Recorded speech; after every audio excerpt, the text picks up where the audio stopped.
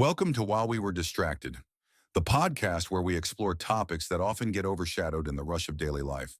Today, we are digging into a massive one, the U.S.-Saudi Investment Forum that just wrapped up on November 19th. It was held at the Kennedy Center in D.C., and the theme was Leadership for Growth, Strengthening the Saudi-U.S. Economic Partnership. And we have a lot to work with. We've got the program schedules, some internal speaker notes, all the analysis that came out after. Exactly. And our goal here is to really unpack the just unprecedented scale of the money being committed. Right. We also need to look at the sectors they're targeting. It goes so far beyond oil and, figure out how this incredible list of people who showed up is actually reshaping the entire partnership. The way they framed it is really key, too. They didn't just call it a business conference. The official language was a bridge between two nations, bringing together, and I'm quoting here, visionaries, leaders, and change makers. This was all about accelerating things, moving past old issues and building something new around AI, finance, and defense. Okay, let's just jump straight into the numbers then, because the financial scale here is, well, it's what defines everything else. It really sets the tone. So before the forum, Saudi Arabia had already pledged a pretty huge sum, $600 billion. Which is already a massive investment. A huge number. Yeah. But our materials confirm that got a major boost. Crown Prince Mohammed bin Salman came in and announced a new commitment to invest a full $1 trillion into the U.S. economy. $1 trillion. Just to wrap your head around that for a second. That amount makes Saudi Arabia one of the single biggest foreign investors in American tech and infrastructure. Full stop. And it wasn't just a vague promise. No, this is the key. It wasn't just talk. Our documents show that on the day of the forum alone, they signed specific agreements and sales worth $270 billion. That's incredible. That kind of speed shows this is an acceleration of plans that were already in motion. But the money isn't just about, building factories. It's deeply tied into security. A huge announcement, politically, was the U.S. officially designating the Kingdom of Saudi Arabia as a major non-NATO ally, an MNA. And the president was quoted saying, this is a big deal that happens very seldom.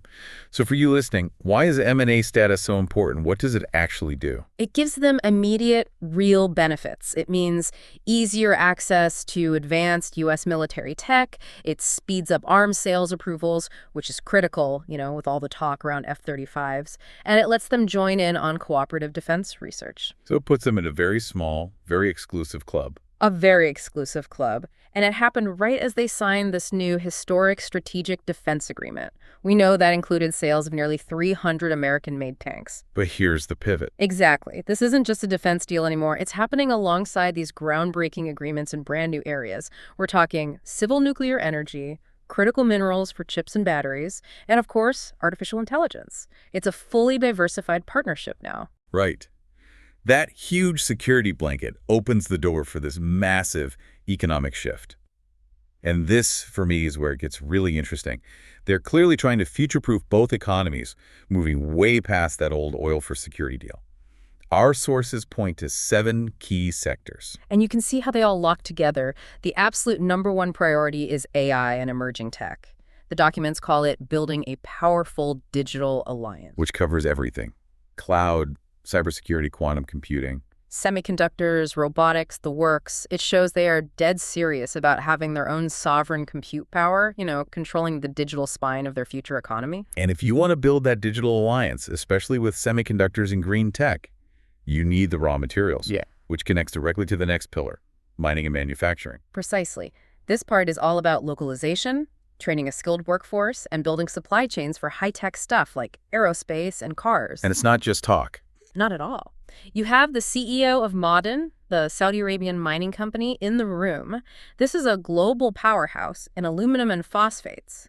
Their presence signals a clear intent to control the supply of those critical minerals needed for the AI chips and the EV batteries. Which then flows right into the energy conversation. Energy and sustainability is no longer just about oil. Right. It's now about balance. They're securing the global oil markets, but at the same time pushing hard into renewables. You could see it in who was there. You had the CEO of Aramco, the world's biggest oil company, sitting right next to the head of ACWA Power, a huge renewables player, and U.S. giants like Chevron. That mix tells you everything. They're managing today's market while racing towards tomorrow's. And to fund that race, you need huge amounts of capital. which brings us to finance and capital markets. The focus here is on fintech, digital banking, easy cross-border payments, and getting big institutional money moving. And the people there. You had Steven Schwarzman from Blackstone, Ron O'Hanley from State Street. These are the titans you need to handle a trillion-dollar flow of investment. So you have the AI, the minerals to build it, the finance to fund it. Then you need the engine to move it all, infrastructure and logistics. This is the cornerstone of their plan to make Saudi Arabia a global hub, the nexus between East and West. We saw some very concrete deals tied to that, too, like the big GE Aerospace contract for new engines for the Saudi fleet of 787 Dreamliners. That's a tangible, multi-billion-dollar investment in just expanding their air cargo and travel capacity. And we can't forget the softer side of it. They also highlighted education and tourism. These are the long-term human capital bets, making sure they have the people to run all this new tech and infrastructure for decades to come. Looking at the actual agenda for the day, it really is a who's who of global tech and industry. I mean, the sheer firepower in some of these sessions is incredible. Oh, absolutely. The 11 a.m. session tells you everything. It was called The Next Frontier, Reshaping the Future of Technology. And the panel was? You had the Saudi Minister of Communications and IT in conversation with Jensen Huang, the CEO of NVIDIA, and Elon Musk, the CEO of Tesla, SpaceX, and XAI. That specific trio is no accident. Not at all. NVIDIA makes the hardware, the GPUs that AI runs on. Musk is the one applying AI and robotics everywhere. Putting them together on stage signals a direct push to get massive access to GPUs, to build sovereign AI for the kingdom. And the panel that came right after just hammered that point home. It was called The Digital Blueprint for Tomorrow's AI World. The names there were foundational. You had executives from Qualcomm, Cisco, Salesforce. Plus, the money perspective from Ben Horowitz of Andreessen Horowitz and the huge cloud platform power of Google represented by Ruth Porat.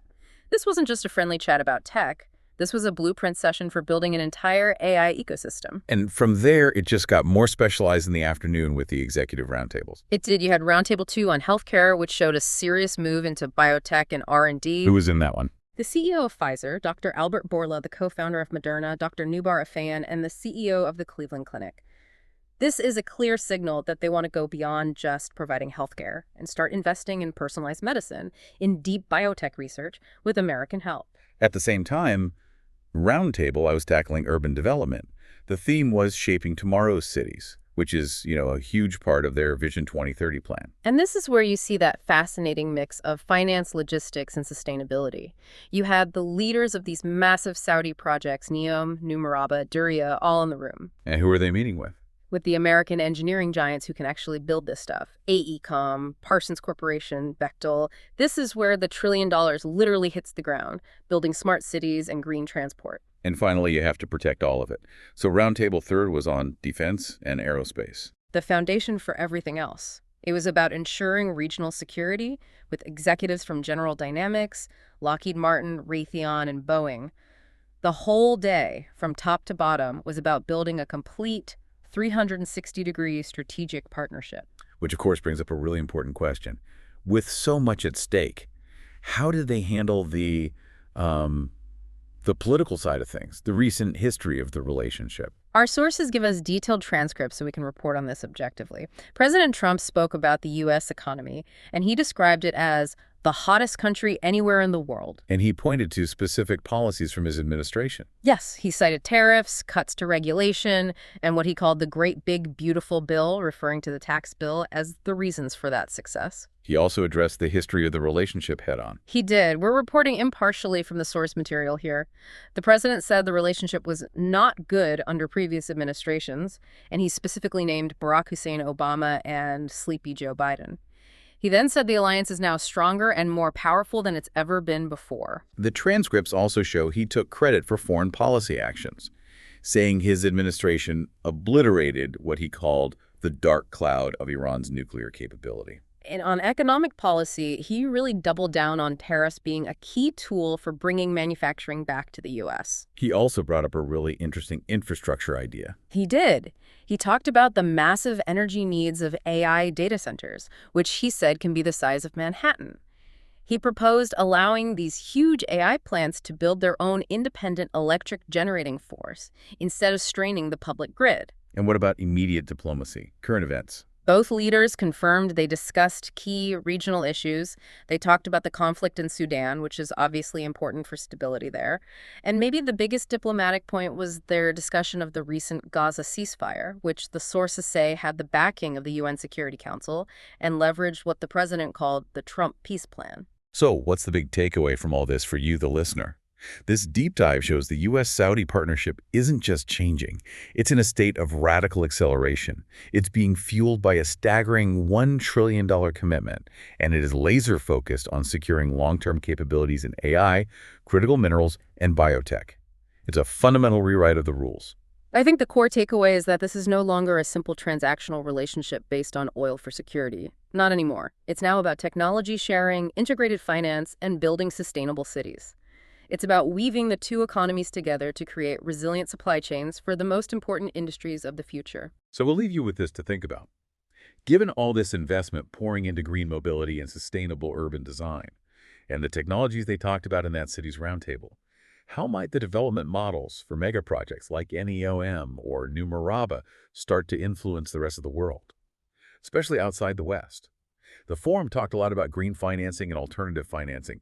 The real global innovation might be happening there, forcing other cities to look at these new blueprints. Don't forget to like and subscribe for the next episode on While We Were Distracted.